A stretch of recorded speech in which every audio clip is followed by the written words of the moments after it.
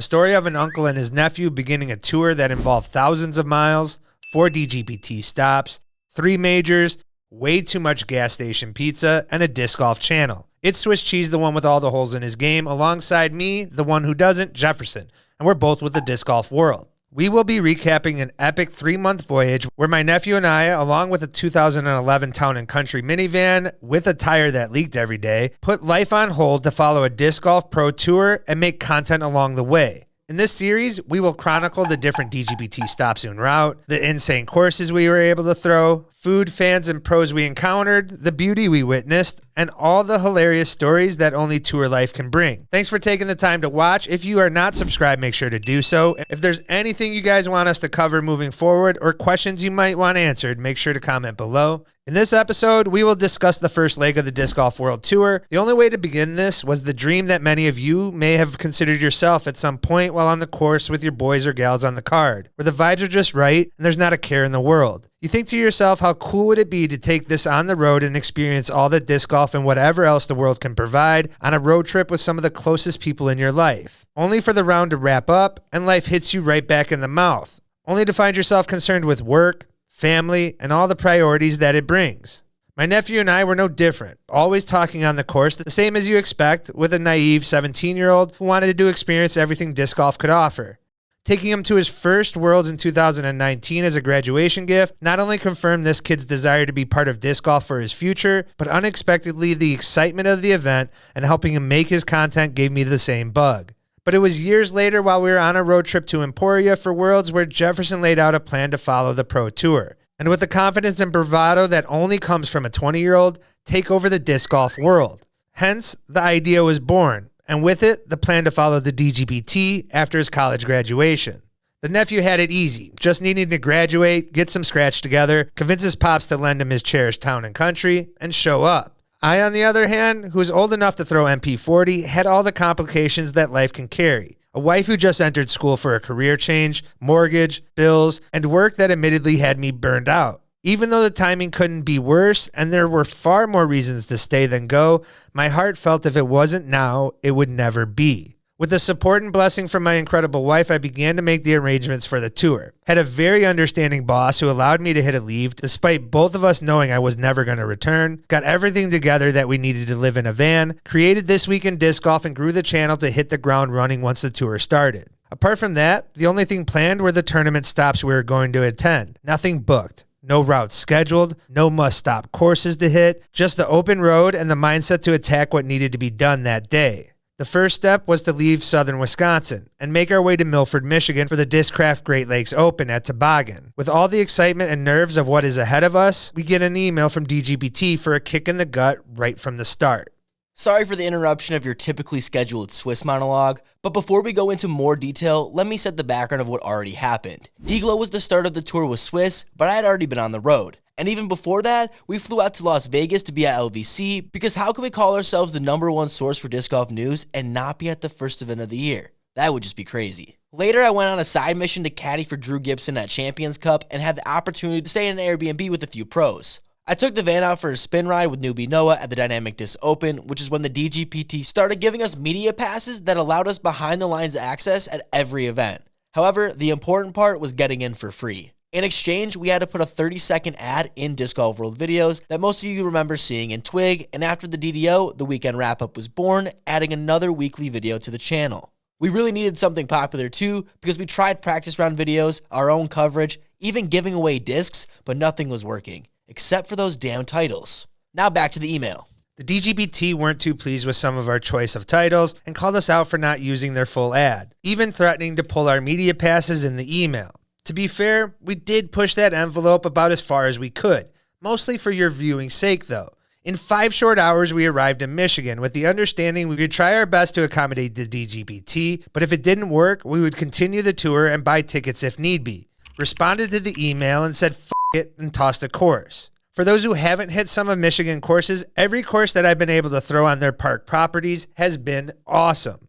The properties are incredible, well-maintained, and that's including the one Toboggan sits on. The first night on tour in a van, we decided to stay at the nearest Walmart parking lot. and figured out how the sleeping arrangements would be. The van was packed and had enough room for just the two of us, and would need to be packed up and unpacked every morning and evening. And don't forget we had to fill up that damn tire. The back was filled with a small fridge, water container, hot pot, small air fryer, solar battery, recording equipment, an area for clean and dirty clothes, and an air mattress that resembled a pool floaty more than a bed. Jefferson would lower the passenger seat all the way down for a makeshift bed, and I got the air mattress in the back, the luxury of being the old man on tour. The first night was rough, to say the least. The lights at Walmart are the worst. Great for feeling safe, but an absolute bitch to sleep under, let alone the amount of activity that those lots see. I have no idea why a Walmart parking lot is the meeting place of everyone who's under 18 in the US. You have everything from donuts being ripped, notoriously crazy shoppers, and employees who are constantly arriving and departing at all times. Throw in the fact that the crack of dawn wakes you up every morning. It's better to just get up and get the day started than hold out any hope of getting just 15 minutes more of sleep. With the exception of Jefferson, who would hold on for dear life and as long as possible. There was also the unwritten rule of not being able to talk to Jefferson before he spoke to you first. The mornings when there wasn't a tournament, more often than not, were spent at Panera, Starbucks, or any other coffee house we could find. Man, that endless drinks at Panera came in clutch. Lucky for us, nobody messed with those charged drinks. But by the end of the trip, the only thing that came out was that menu. I haven't returned since we got back. The afternoons were spent on the course only to record what we wrote inside the van and edit at night. Days of tournaments, I would drive to the event and hit the course to film. Jefferson would often wake up late to finish any edits and join later. From there, write, record, edit, and repeat. As routine as it sounds, getting into a habit was painful and uncomfortable to say the least. When living in a van, it's funny how the biggest decisions don't carry the same stressful weight than when they do at home. There is no need for a plan, as you adjusted every day. The stress that comes from van life is from the things we all take for granted. Having access to bathrooms, where you were showering, where to wash your clothes. And with the use of public bathrooms, you quickly realize how much you miss 2-ply toilet paper. Yes, Jefferson had to shit in the woods and take a shower at a public beach. I was hitting up whore baths in Walmart until we got a Planet Fitness subscription to use their showers on tour. And I did start bringing my own toilet paper into the bathroom, because I have standards, damn it. Before the tournament started, there was a special event where Bert Kreischer was playing with fans. I wasn't going to waste $25 on a damn raffle ticket, so instead I watched while Swiss was writing the script for Twig in the van. I also got to meet the one and only Bear Bite, who was still tagging Bert every day trying to get that round. Oh, and I was there when the interaction went down. I even had the chance to talk to Bert when he was watching disc golf on the Jumbotron. For some reason, nobody went around him besides me. When he noticed the snacks in the Bert zone, he asked if he was allowed in. I told him, the sign says your name on it. I think you can do whatever the fuck you want. One of the more random tour stories I have, but a good one.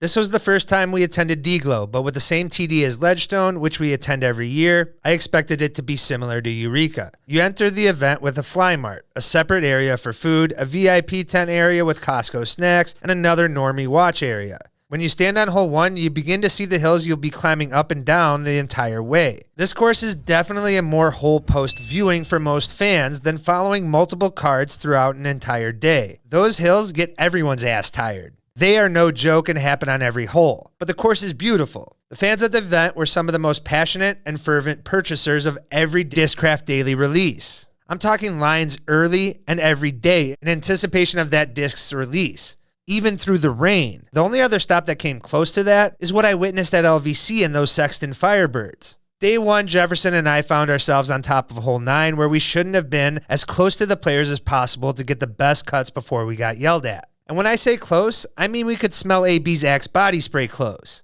Simon's card approaches, and in that awkward time of players registering scores, Simon comes over to the two of us and says he loves our videos and is a fan. And in that moment, the decision to go on the tour was completely justified and fueled the entire trip. Truly incredible for Simon to take the time out of his round to do that. To see him win with his gameplay and battling Eagle was the cherry on top that weekend. Add that we also witnessed Owen's first Elite Series victory. It was an incredible first tournament to start the 3 months. And even after our lowest Twig performance to date, thanks to dgpt and those positive titles, the weekend's events gave us more energy and affirmation to attack the remainder of the tour than ever before. And for those wondering, we did throw toboggan before we left. A must-play for most disc golfers. Though it was fun, the Bomber course makes those without the arm, and certainly ones with holes in their game, have a very long round filled with extra throws that exhaust you. Add the constant trekking up and down those slopes, and it's one heck of a long day. As well known as this course was, it would only go forgotten by some of the other bangers we played later. Or it was just kind of mid. I'm sorry, no disrespect. As someone who throws far, I thought Toboggan was alright, but you won't catch me defending it. Granted, it was fun to throw down the giant hill, it got old quickly. But hey, these shots are pretty cool if you ask me. Tune in next time where we're going to cover the greatness of Pennsylvania disc golf, the most scenic course we've ever been to, our stay in Jamaica and Queens, and the way to the World Championship in Vermont. And that wraps up Tour Stories. If you stayed this long and aren't subscribed, make sure to do so. And if you enjoyed, make sure to like the video.